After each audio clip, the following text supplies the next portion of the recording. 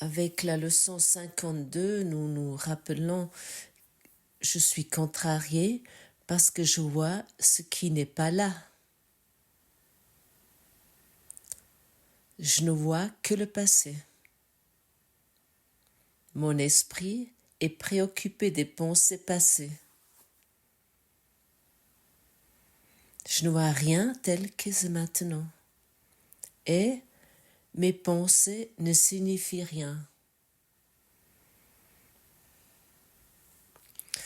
Seulement la leçon 52, de la regarder, la lire, la travailler, de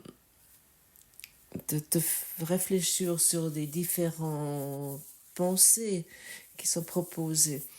Ça a vraiment un effet très libérateur parce que tout ce que nous voyons, tout ce que nous percevons est uniquement lié à nos pensées. Et ça, nous pouvons le voir parce que certaines situations sont jugées de différentes personnes très différemment. Parce qu'ils pensent d'une autre façon.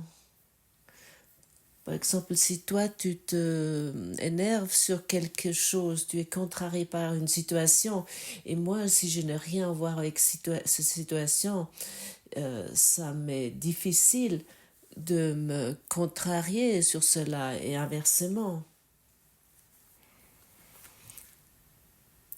Et plus que nous nous identifions avec nos propres pensées, plus de potentiel ont ces pensées. Ils ont de plus en plus de potentiel de nous contrarier.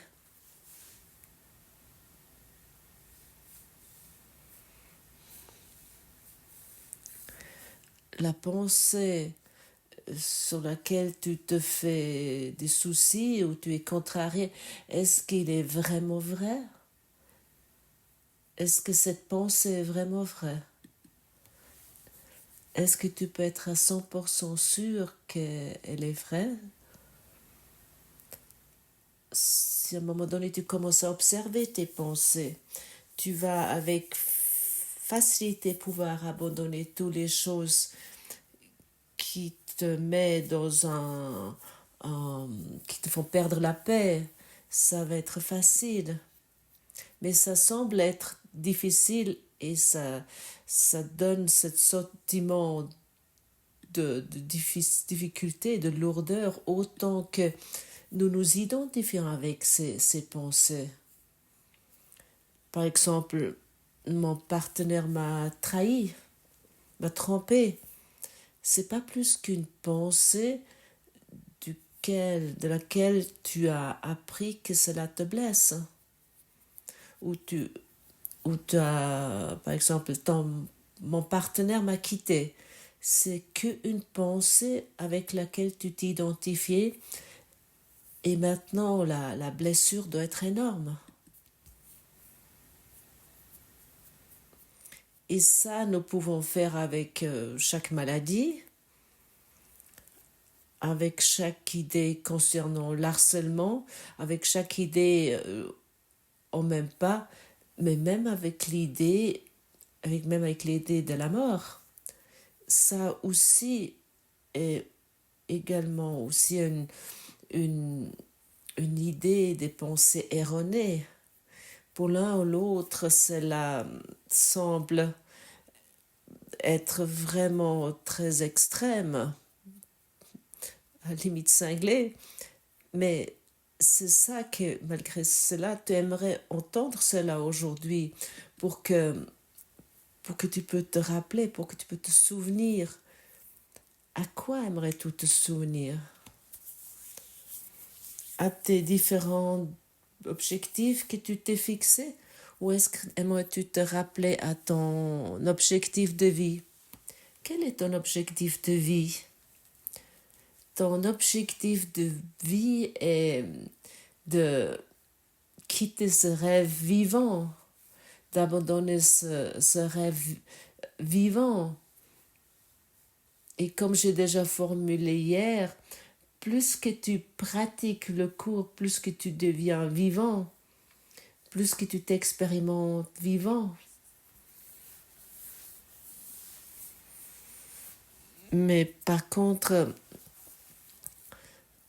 si nous perdons de vue notre objectif de vie,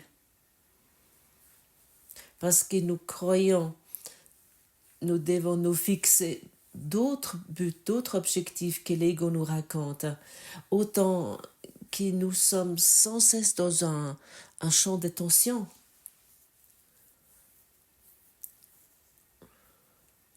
Nous nous sommes identifiés avec des objectifs, des buts contradictoires.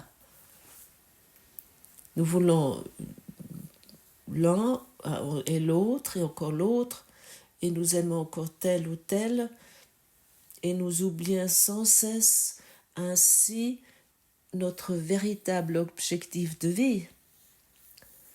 Ce soit de Christ que nous sommes, de reconnaître cela.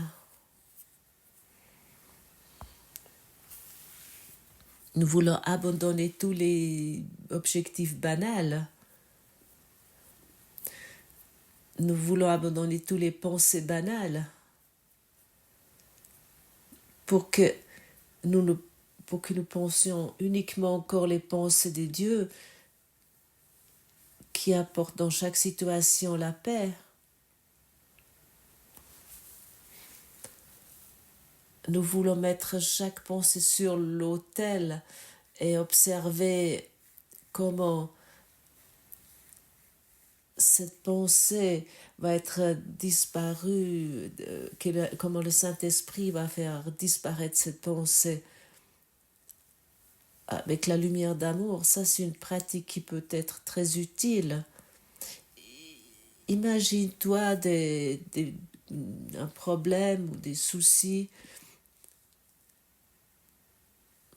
ou une situation difficile où tu te trouves et pose cette situation sur ton autel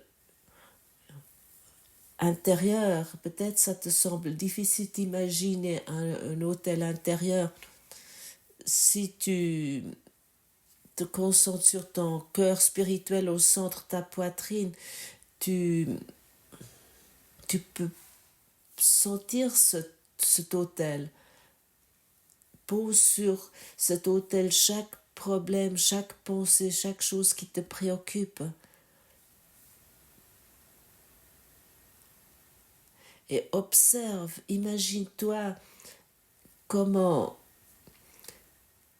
cela, avec la sainte lumière de l'amour, va disparaître. Et ensuite, imagine-toi aussi le soulagement que ça produit. Comme déjà mentionné ici, souvent, tu peux tout imaginer. Tu peux t'imaginer un problème, tu peux imaginer une idée, par exemple, ton partenaire t'a quitté et tu dois expérimenter maintenant beaucoup de douleur et où tu le poses sur ton autel intérieur et tu t'imagines comment la lumière va le faire disparaître. Ça, c'est vraiment très utile au début de t'imaginer cela.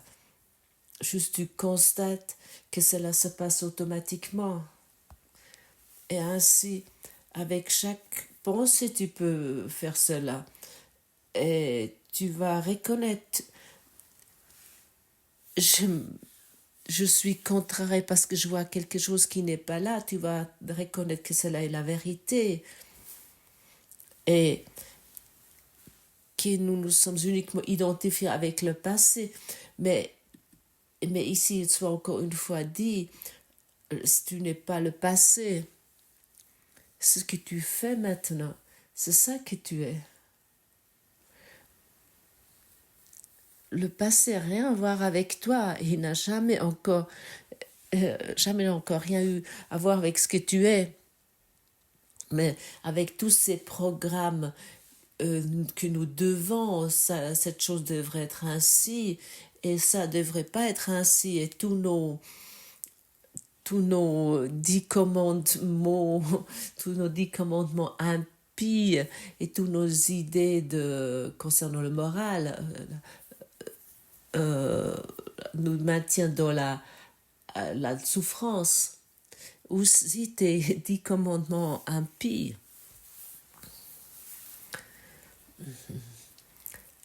Avec ces 10 commandements, nous faisons encore 1000 autres. Et ainsi, nous sommes en train de courir à gauche, à droite, tordus par la douleur. Et nous essayons de nous débrouiller plus ou moins bien, mais tout sur cet autel intérieur. Sur ton autel intérieur. Personne ne peut te quitter. Personne ne peut te faire du mal. Personne ne peut t'infliger quoi que ce soit. Ça, c'est uniquement des fantaisies. Il n'y a personne là-dehors.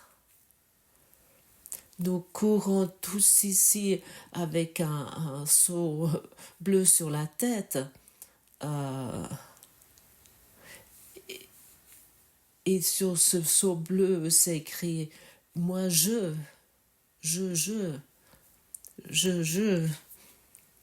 Et dans le seau, sont écrites toutes nos blessures. Là, je vais juste arrêter ma traduction parce que en fait, Godfrey parle d'un seau bleu parce il y a quelques années, il a fait, je ne sais pas si c'était un Zoom ou une vidéo, je ne me rappelle plus, où il est apparu, il avait un seau en plastique bleu sur sa tête, mais il avait vraiment sa tête dedans, et puis il nous a parlé, je pense, pendant, si je me souviens bien, en tout cas 20 minutes, des puces seaux. En fait, il nous a vraiment, moi ça m'a énormément flashé, ça m'a vraiment marqué. Il avait collé un papier dedans avec tous ces jugements, tous ces modèles des croyances. Pour ça, il parle de ce seau bleu. Donc voilà, nous continuons avec la traduction, mes chers amis francophones. Alors, il y a toujours toutes ces pensées, toutes ces idées qui sont dans ce seau bleu, et tu les rappelles sans cesse quoi est à l'ordre du jour.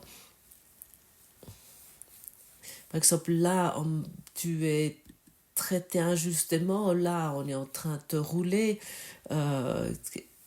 et l'autre, il va mieux que moi, et ainsi de suite. Enlève ce seau bleu. À propos, il y a une vidéo concernant cela.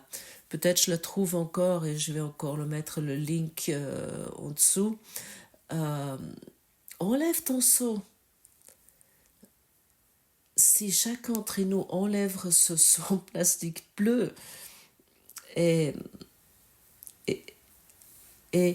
tu pourrais regarder dans chaque de ces seaux en plastique bleu, tu aurais vraiment une compassion énorme. Tu comprendras pourquoi l'autre a dû agir de telle façon, de le soi-disant autre. Tu comprendras pourquoi le politicien agit de telle façon. Tu comprendras le violeur, l'assassin.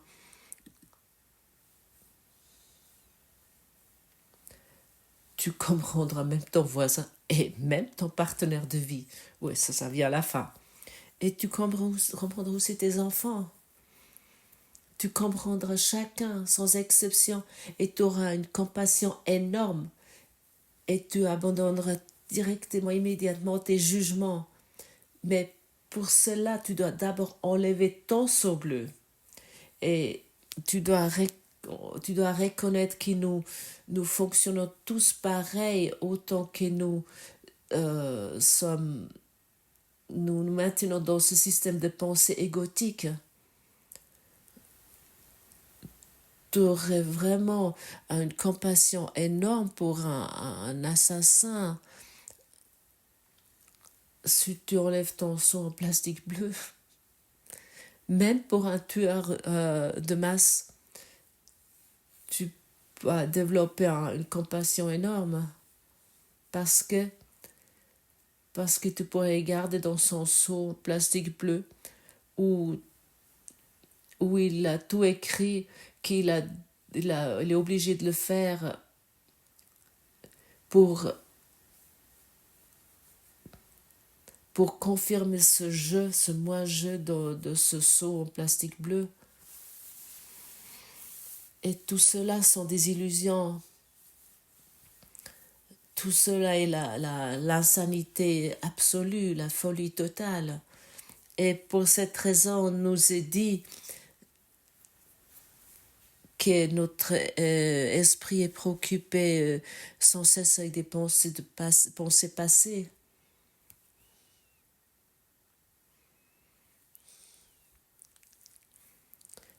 À l'intérieur de notre mental, de notre façon de penser, nous trouvons que le passé. Nous ont été éduqués. Si quelqu'un te blesse, si quelqu'un te trahit, avec par exemple une autre personne, tu dois être blessé. Et ça, tu as amené ici, depuis des différentes incarnations, et tu as apporté cela ici.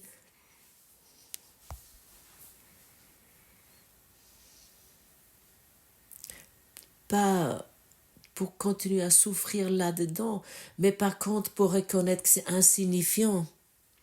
Et ça signifie de chaque situation, toutes ces situations que tu expérimentes, tu dois les expérimenter. Il n'y a rien de faux à cela. C'est totalement juste, c'est orchestré ainsi. C'est orchestré par un système de pensée supérieur. Si nous nous identifions avec le Saint-Esprit et nous regardons les situations avec le Saint-Esprit, nous allons reconnaître la sainteté là-dedans. Mais si nous le regardons avec le système de pensée égotique,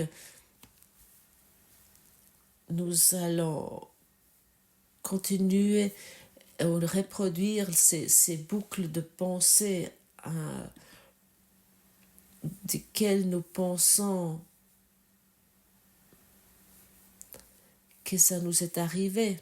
Et ainsi, nous répétons sans cesse, mais sans cesse, nos différentes incarnations de trahison, d'être assassinés, des politiciens injustes, des systèmes sociétals qui ne sont pas justes, et je ne sais pas quoi au diable encore. L'ego est concernant cela vraiment très inventif. Ça, tu as constaté toi-même. Mais imagine-toi vraiment une fois que chacun porte un seau bleu sur la tête. Et ça, c'est son univers. Ça, c'est son monde.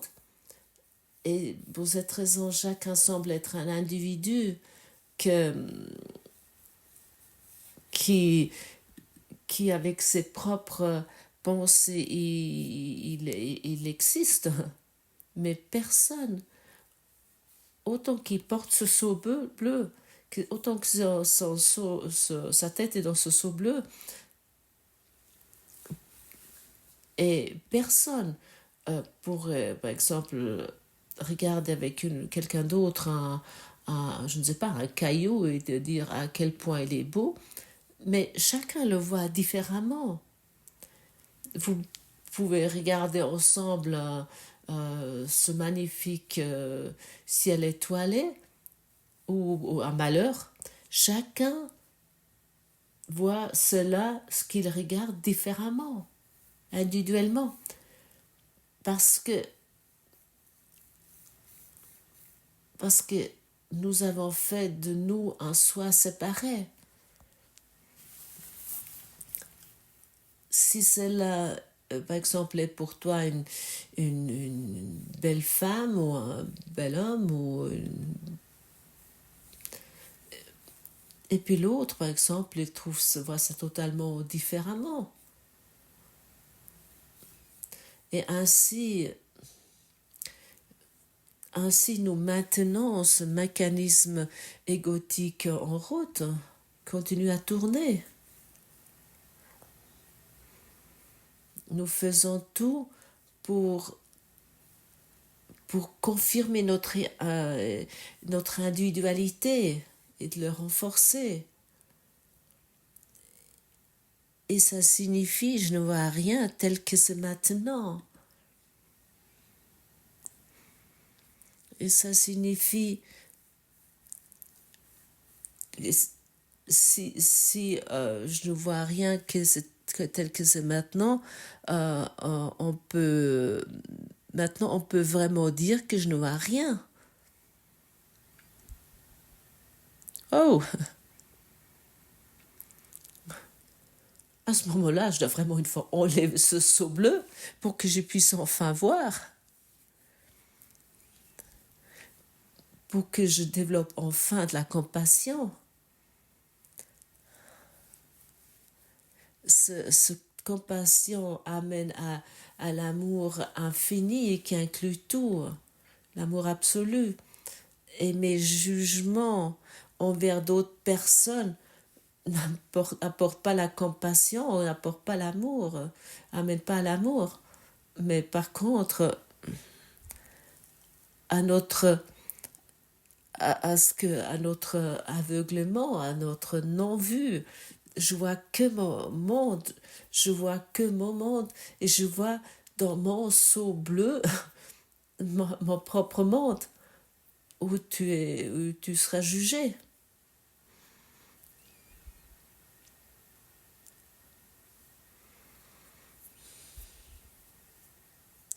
Et je suis tellement reconnaissant de vraiment plein de gratitude que je peux reconnaître à quel point je me suis trompée, par exemple concernant une personne, par exemple, où j'ai pensé, où j'ai cru qu'elle me veut du mal. Et soudainement, je dois reconnaître, lorsque j'enlève mon seau bleu,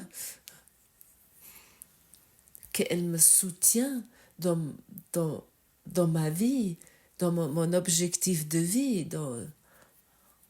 Et ainsi, chacun te soutient qui tu rencontres aujourd'hui, demain ou après-demain, ou peu importe quand. Chacun te soutient dans ton véritable objectif de vie, dans ton but de vie.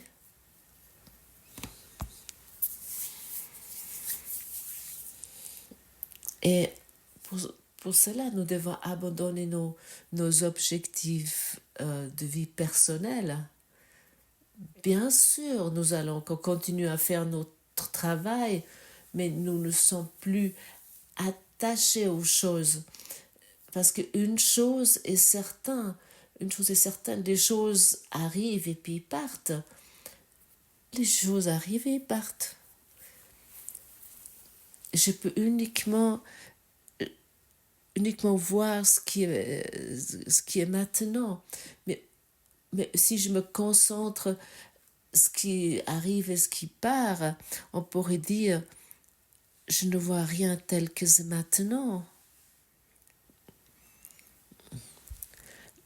Le choix n'est pas entrevoir le passé et voir le présent. Le choix est simplement entrevoir et ne pas voir.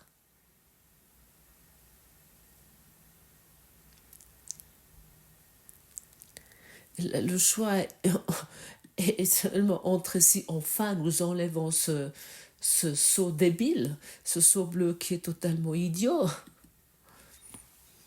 ou pas. Et tu vas clairement constater chaque fois lorsque tu abandonnes quelque chose qui est écrit dans ce seau,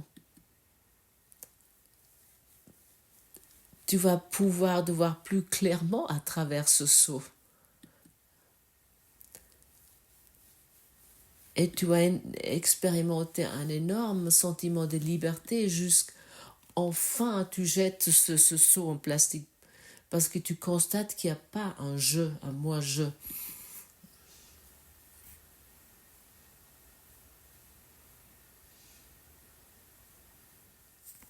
ce je est uniquement une idée insane, une idée folle.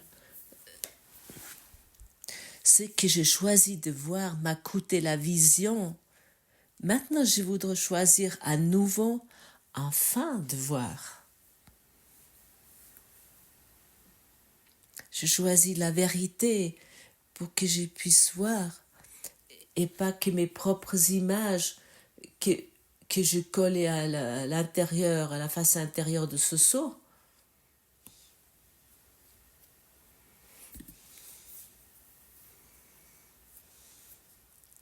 Qui se répète sans cesse.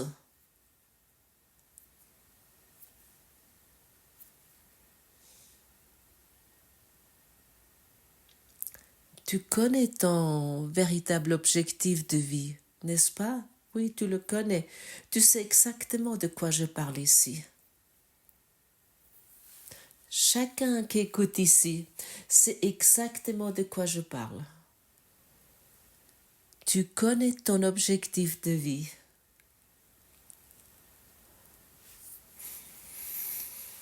Et peut-être tu sens maintenant au milieu de ta poitrine, ah oui, oui, je le connais, même si ça semble être encore un peu flou, un peu diffus.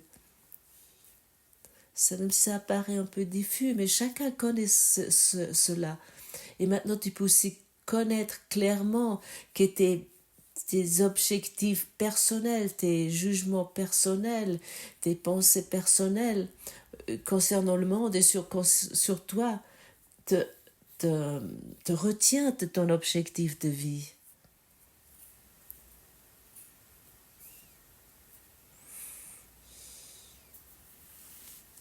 C'est vrai, non? Et ainsi, nous arrivons à cette conclusion très évidente qui mes pensées personnelles m'empêchent de mon objectif de vie. Il me retient de cela. Et il nous est dit clairement dans cette révision aujourd'hui, mes pensées ne signifient rien. Il me retient de la véritable vue. Mes objectifs personnels auxquels je me suis tellement attachée, comme ça c'est ma femme, ça c'est mon mari, ça c'est ma maison, ça c'est mes enfants, ça c'est telle ou telle chose, ça j'ai réussi, ça j'ai obtenu, cela va te blesser tôt ou tard. Et tout cela est lié à nos pensées non délivrées, non résolues. Et pour cette raison, nous sommes invités de les poser sur notre autel intérieur. Mes pensées ne signifient rien. Quelle libération! Est-ce que tu peux le constater? Je n'ai pas de pensée privée et en même temps, je suis uniquement conscient des pensées privées.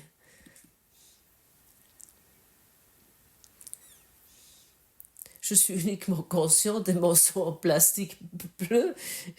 Je ne connais rien d'autre si je me déplace ici en tant qu'ego. En tant qu'une tête qui se déplace, un intellect qui se déplace et que j'ai oublié que j'ai un cœur et que j'ai un système de chakras qui est alimenté par l'amour. Qu'est-ce qu'elles peuvent signifier, ces pensées? Elles n'existent pas, si elles ne signifient rien. Or, mon esprit fait partie de la création et partie son créateur. Ne préférerais-je pas me joindre à la pensée de l'univers plutôt que d'obscurité, tout ce qui m'appartient réellement avec mes pitoyables et insignifiantes pensées privées? Formulé autrement, est-ce que j'aimerais pas plutôt enfin m'ouvrir à mon véritable objectif de vie? Chacun d'entre nous connaît cet objectif de vie. Au lieu d'utiliser et de pratiquer ces pensées pitoyables et insignifiantes privées,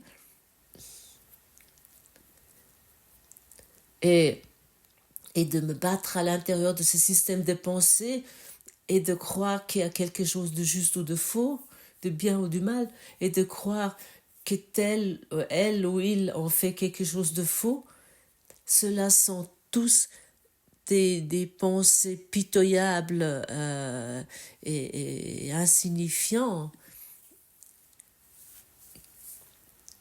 qui nous gardent emprisonnés dans ce monde cruel.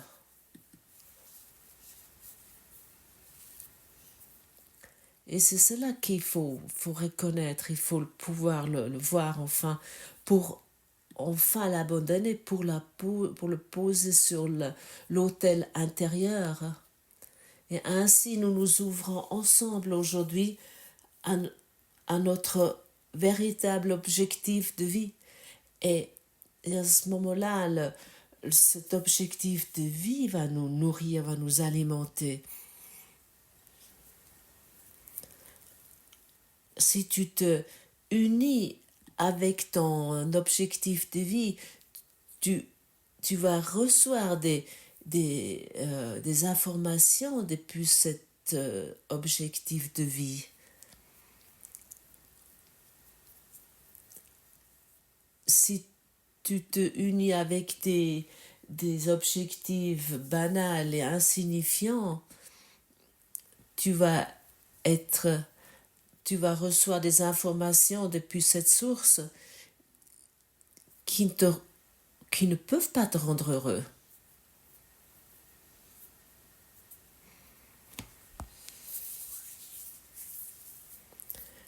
Ton objectif de vie et qui te rendra véritablement heureux. Nous voulons vraiment nous occuper aujourd'hui avec bonheur à cela. Nous voulons nous abandonner à cela. Et tout ce qui apparaît, nous voulons le mettre sur l'autel intérieur. Quel magnifique te voir. Namasté. Voilà mes amis francophones, j'ai vu que Gottfried, en tout cas sur Telegram, d'où je l'écoute lorsque je traduis, il a mis le link de cette vidéo. Je vais la re-regarder et peut-être j'arrive le traduire. Oui, j'arrive à la traduire en simultané, mais après il faut toujours que j'aille un frère qui me le superpose sur la vidéo. Donc pour le moment, je vais le voir et je vous tiendrai au courant. N'oubliez pas le texte en dessous du podcast si cela vous intéresse. À demain.